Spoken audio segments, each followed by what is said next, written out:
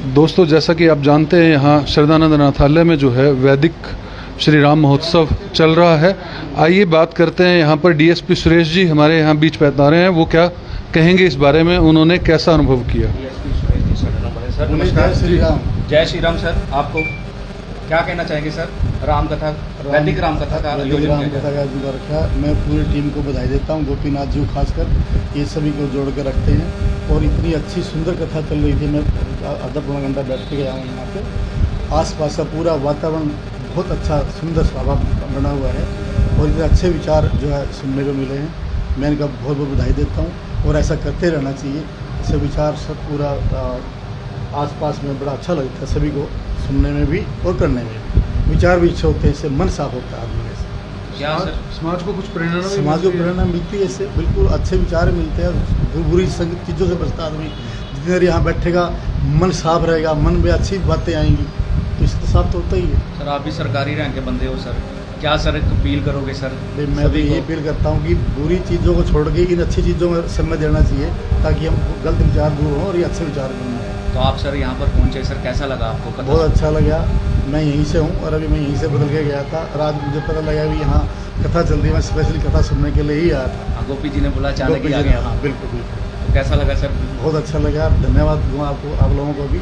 आप समय निकाल के यहाँ आते हो और सभी की बातें सुनते करते हैं। Thank you so much. ये थे डीएसपी सुरेश शर्मा जी। और तो अभी आपने, क्योंकि सबसे पहले जो है अभी जो जो एक गेस्ट आए थे डीएसपी सुरेश शर्मा, वो काफ़ी देर से बैठे हुए थे और हम जुड़े उनके साथ में, उनके विचार सुने। और जैसा कि आप जानते हैं कि श्रद्धानंद अनाथालय के अंदर वैदिक श्री राम कथा महोत्सव चल रहा है और आज चौथा दिन है। आज जो कथा चल रही है, देखिए मैं काफ़ी समय से यहाँ पर हूँ, लेकिन क्योंकि आपको कितनी देर तक लाइव दिखा सकता हूँ वो कोशिश करता हूँ। आज जो कथा चल रही है वो चल रही है कि किस तरह से श्री राम का राज्याभिषेक की तैयारी होती है और वही कि कई जो है वो मंत्रा की बातों में आकर जो है वो अपने दो वरदान मांगती है और श्री राम जी को वनवास मांगती है और भरत का जो है राज्याभिषेक मांगती है। ये अद्भुत कथा है और अगर ऐसा नहीं होता तो मैं ये मानता हूँ कि ये रामायण जो है इतनी प्रचलित भी नहीं होती, क्योंकि जिस तरह से राक्षसों का संहार हुआ, जिस तरह से राम और रावण का युद्ध हुआ, वो अपने आप में देखने वाला है। आइए अब सीधे तस्वीरें जो हैं वो देखते हैं श्री राम महोत्सव की, राम कथा की, और सुनाते हैं आपको श्री राम कथा। काफ़ी संख्या में जो है यहाँ पर श्रद्धालु आए हुए हैं। श्रद्धानंद अनाथालय के जो हैं बच्चे वो यहाँ पर पहले से ही मौजूद हैं और ये कथा रखी भी स्पेशल इसीलिए है कि इन बच्चों के जीवन के अंदर कुछ परिवर्तन हो पाए। दोस्तों, वीडियो को शेयर जरूर करते रहिए।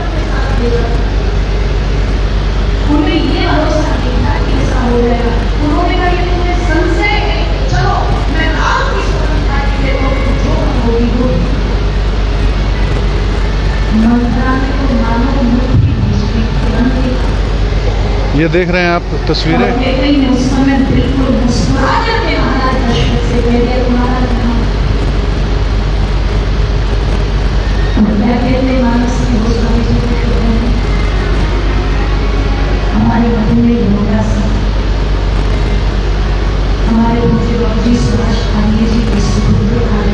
ये सीधी तस्वीरें जो हैं वो आप देख रहे हैं यहाँ से कितनी संख्या में जो है वो श्रद्धालु यहाँ पर पहुँचे हुए हैं और काफ़ी चीफ गेस्ट यहाँ पर हैं।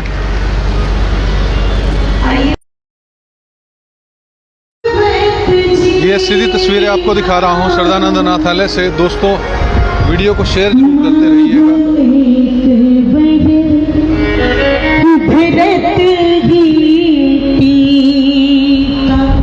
बहन अंजलि जी जो हैं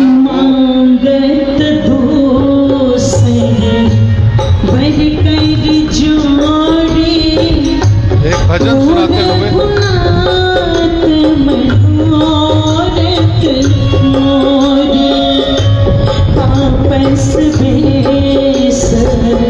विशेष उदासी छोटे बरस नाम बनवासी गुई बरदार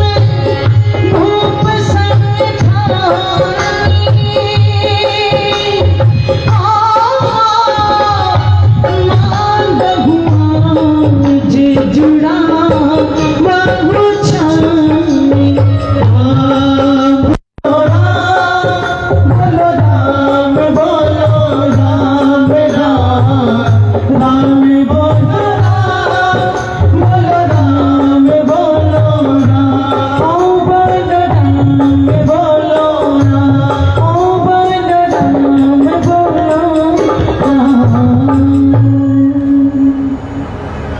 बोलिए जय श्री राम, जय जय श्री राम। महाराज मुझे देना है तो पहला वरदान तो ये दे दो कि जो राज्याभिषेक की सामग्री, जो थाल राम के तिलक के लिए सजाया गया है, वो थाली मेरे भरत के प्रयोग में आएगी। राजा राम नहीं बनेगा, राजा मेरा भरत बनेगा।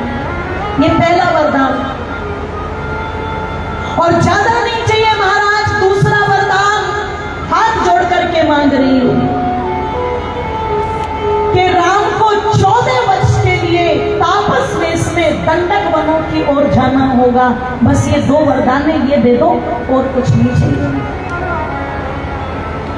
सुनते के साथ में चक्कर आकर के गिर गए। विश्वास नहीं और कहते हैं माता कैकेयी को कहते क्या हुआ तुझे? तुम इतनी बुद्धिमान, तुम राजा अश्वपति की पुत्री, तुम नीतियों को जानने वाली, सिद्धांतों को जानने वाली, क्या हो गया? अचानक किसने आकर के घेर लिया? जानती भी हो क्या कह रही है? तुम जिस भरत को राज देने की बात कर रही हो, शायद तुम्हें पता नहीं है मैं घोषणा करके आ चुका हूं। कैकेयी ने कहा मुझे क्या बता रहे हो? क्या मुझसे तुमने सहमति ली थी? और महाराज चिंता क्यों कर रहे हो आपने ही कहा ना कि हम रघुवंशी हैं, वचनों के पक्के हैं। तो है रघुवंशी, याद करो जिस समय मेरे पिता के सामने तुमने मेरे जन्मभूमि पर मेरे साथ पाणी ग्रहण संस्कार किया था, एक वचन तुमने मेरे पिता को भी दिया था, अश्वपति को भी दिया था कि आपकी पुत्री के गर्भ से जो संतान पैदा होगी उसे मैं अयोध्या का राजा बनाऊंगा। आज वो वचन कहां है तुम्हारा? मैं कुछ बोली नहीं तो तुम कुछ भी करोगे। मैं नहीं जानती कि घोषणा कहां हुई है। तुमने मेरे पिता के सामने घोषणा की थी, उस घोषणा को ध्यान में रखते हुए मेरे भरत के लिए मुझे राज्य चाहिए। दशरथ जी कहते हैं राम ने तेरा क्या बिगाड़ा? जो राम तेरी इतनी सेवा करता था, तेरी आज्ञा का पालन करता था, तुझे मां कहते हुए थकता नहीं है। आज अचानक उस राम पर इतना क्रोध क्यों? किस कुमति ने तुझे घेर लिया? अरे जहां सुमति तहां संपत्ति नाना, जहां कुमति तहां निपृत निदाना। क्या कहेंगे ये लोग? ये राजा दशरथ कितना पागल है, कहता कुछ है करता कुछ है। थोड़ा तो लिहाज कर, मेरे कुल की बदनामी होगी, यश कीर्ति को बट्टा लगेगा। कैकेयी कहती है परवाह नहीं, मेरे प्राण चले जाएंगे, मैं उसके बिना जीवित नहीं रहता। तू राम पर थोड़ी सी दया दिखा, मैं तेरा उपकार जीवन करने को दूंगा। मैं तेरे हाथ जोड़ता हूं, तेरे पैर पकड़ता हूं, पैरों में गिर गए पर नहीं मानी। ओ माताओं मान तो जाती, पर वो जो बर्बादी दरवाजे पर खड़ी हुई थी, वो जो वायरस दिमाग के अंदर घुस जाता, उस समय व्यक्ति को कितनी भी समझदारी की बात हो अच्छी नहीं लगती, उसको अपने अपने नहीं लगते। और एक बात कह दो, तुम्हें अगर किसी परिस्थिति में अपनों के प्रति अपनापन पैदा नहीं हो रहा, तुम उसकी अच्छी बातें अच्छी नहीं लग रही ना, तो ये गारंटी है तुम्हारे विनाश के दिन तुम्हारे इर्द गिर्द घूम रहा है तुम्हारा विनाश। ओ माताओं, मनाते मनाते गिड़गिड़ाते पैर पकड़ लिए, हाथ जोड़ लिए, होकर बेहाल न मानी के कई निढाल हो गए राजा दशरथ। प्रातः काल हो गई, महाराज दशरथ को ढूंढा जा रहा है। आर्य सुमंत्र खोजते खोजते को भवन तक पहुंच गए। कैकेयी ने कोई संवाद नहीं होने दिया, कहा जाओ राम को भेजो। और जिस समय आर्य सुमंत्र रामचंद्र जी को बुलाने के लिए गए तो भगवती माता सीता के साथ बैठ करके कहते संध्या करके उठे थे और सीता जी से एक बात कह रहे हैं, जरूर मेरी माँ मेरे पिता से कह रही होगी राज्याभिषेक में कोई कमी नहीं रहनी चाहिए, तुम देखना सीता। यही संवाद चल रहा है।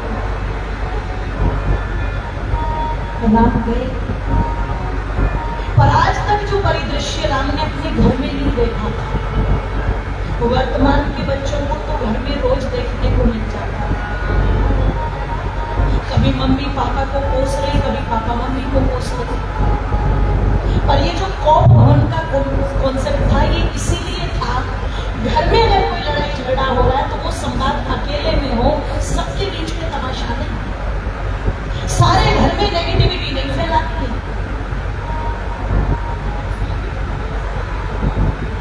राम जी ने देखा पिताजी भूमि पर पड़े और मां इतने पुराने वस्त्र पहन करके एक तरफ खड़ी हुई है। समझ में तो आ गया कुछ तो बात है। कहते हैं दोनों के पैर छू के प्रणाम किए, प्रणाम करके जो पिता भूमि पर पड़े हुए उनके समीप गए, गर्दन पर हाथ लगाया, गोद में रखा अपने पिता का सर और गोद में रख करके श्री रामचंद्र जी ने एक ही बात कही, पिता श्री मैं आपका राम उपस्थित हूँ, क्या हुआ? आंखें खुल तो गई पर जल इतना था कि देख नहीं पाए, बस एक वाक्य निकला, राम। आंखें बंद कर दी और रामचंद्र जी अपने पिता की ये हालत देख करके वही वाक्य बोल गए जो महाराज दशरथ ने कैकेयी को बोले थे, पिताजी आपको कोई रोग है, आपको कोई शोक है, कोई कष्ट है, कह दो। अगर आपके दुख आपकी पीड़ा का कारण मैं हूं तो कह दो, कुछ तो बोलो। कैकेयी माता कहती बोलेंगे तो तब जब बोलने के काम किए। इन्होंने तो मान लो ये संकल्प कर लिया है कि मुझे इस रघुकुल की कीर्ति को धब्बा लगाना ही है। राम सुनते ही हैरान थे, आज मां क्या बोले। बस इतना कह गए मां से, मां आप जैसी आर्य स्त्री को अपने पति के बारे में ये शब्द शोभा नहीं देते। क्या आप मेरे धर्मात्मा पिता का आचरण नहीं जानती, जिनका एक एक पल केवल रंगमंच की कीर्ति को बढ़ाने में लगा हो, वो इस कुल की कीर्ति को धब्बा कैसे लगा सकते? बात क्या है? पिता कुछ बोल नहीं रहे हैं, तुम बता दो मां। कैकेयी कहती मैं कह दूंगी राम, पर पता नहीं तुम स्वीकार करो या ना करो। तो राम कहते हैं किस पर संदेह कर रही, किस पर? अपने राम पर, अपने राम पर। ओ मां एक बार कह दो, एक बार कह दो, ऐसा हो नहीं सकता कि राम ना माने। सुने जनी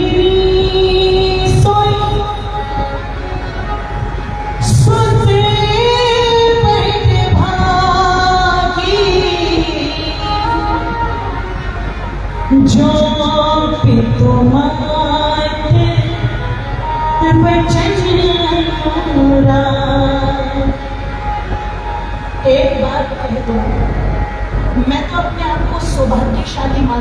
मुझे अपने माँ बाप की आज्ञा पालन करने की समझ नहीं। और उस समय दशरथ जी के आंसू नहीं थमे थे और मैं क्या करती हूँ, उस समय का दशरथ इसलिए रो रहा था, मेरा ये बेटा मेरी बात ना माने, इसकी बात ना माने। आज माँ बाप इसलिए रोते हैं, हमारी संतान कम से कम एक बार तो हमारी बात माने। क्योंकि उस समय एक बेटी के लिए वनवास की योजना है, तो भी उसके शब्द क्या थे? कैकेयी को कह रहे राम, मां मैं सौभाग्यशाली मानूंगा, एक बार मेरे पिता कह दे कि राम तुझे हलाहल विष का पान करना है, सोचेगा नहीं, राम पी जाएगा। एक बार पिता कह दे कि राम तुझे इस अग्नि में कूदना है, राम पल के लिए भी नहीं सोचेगा, मां तुरंत कूद जाएगा। पिता कह तो दे, अपने रक्त की एक एक बूंद अपने पिता के लिए बहा दूंगा, शरीर का एक एक अंग कटवा दूंगा। पिता कह तो दे, करना क्या है बस बता दो, वही कर जाऊंगा। एक वो संतान है, एक आज की संतान है, कितना भी माँ बाप कर ले, चुटकी बजा के फिर भी बोल देती है तुमने हमारे लिए।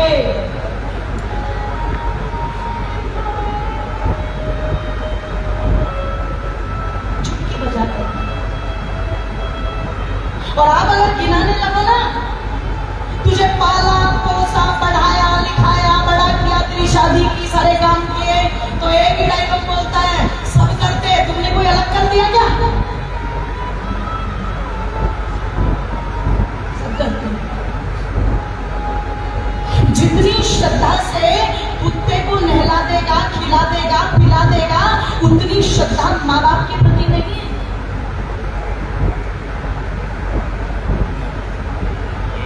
ओ मेरी बातों बंधु, कई बार गर्व करते माता पिता, विदेश में है जी बेटा, डॉलर में कमाता है, INR में नहीं, डॉलर में, पाउंड में। जिसके माँ बाप की आत्मा उड़ रही है, जिनकी लाचार आंखें दरवाजे पर टकटकी लगा के देखती रहती हो, आज सबकी तरह हमारा बेटा भी घर आता, उसके पास बैठते मन की बातें करते, पैसे तो भेज रहा है, सुविधाएं तो सब दे रखी है, पर अगर ये पैसे ना भेजता, सुविधाएं भले ही ना देता, भले ही नमक की 2 रोटी खिला देता, पर अपने पास बैठ करके खिला देता,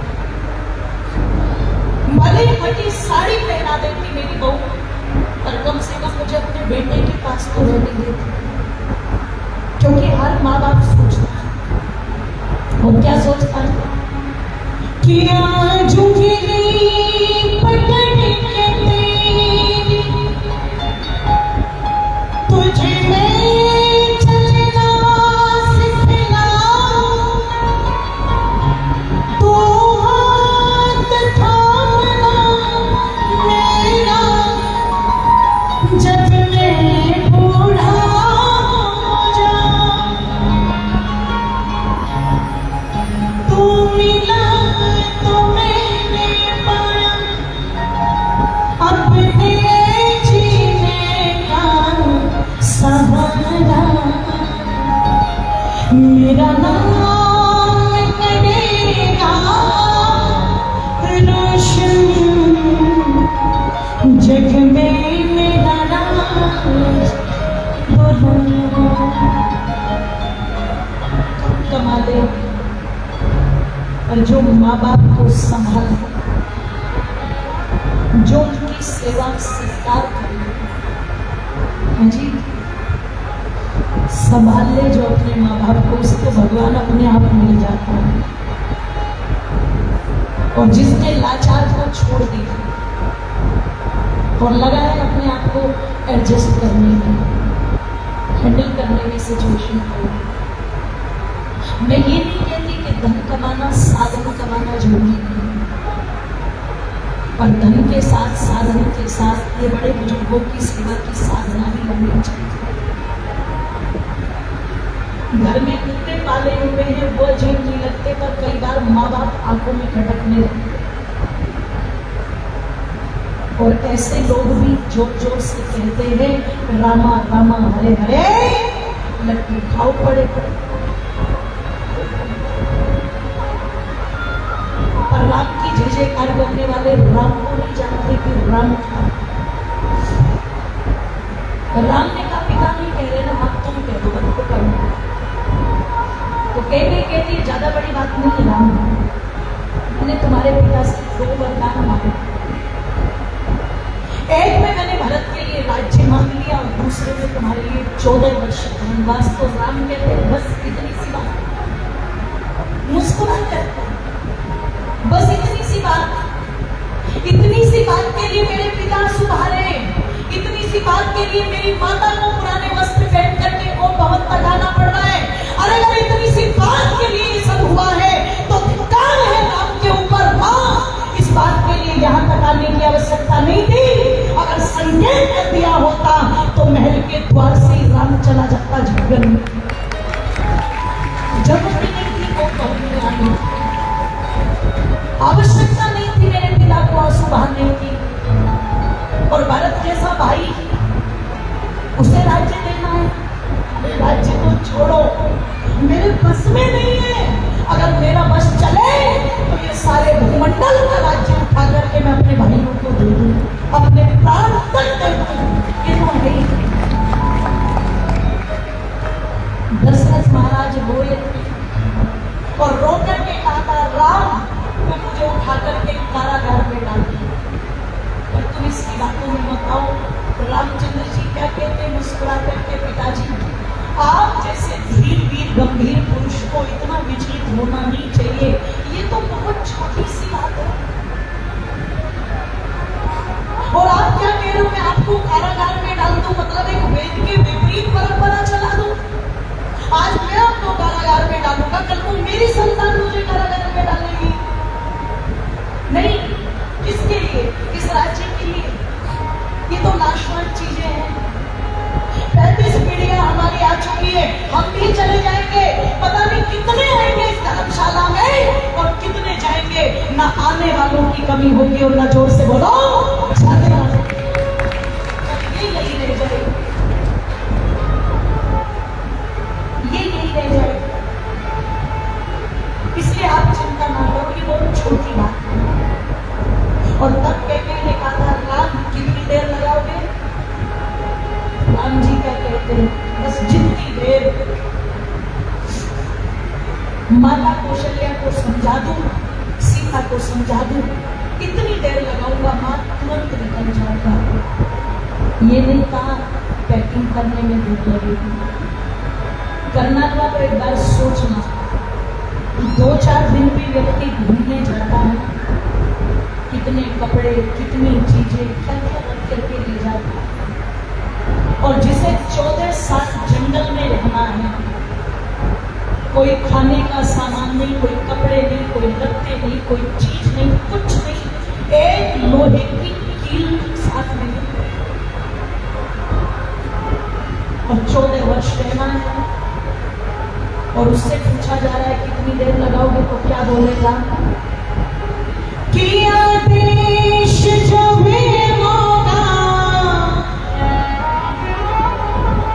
किया देश जो बेमौका, न टालेगा फकीरों सा देश अपना बना देगा, फकीरों सा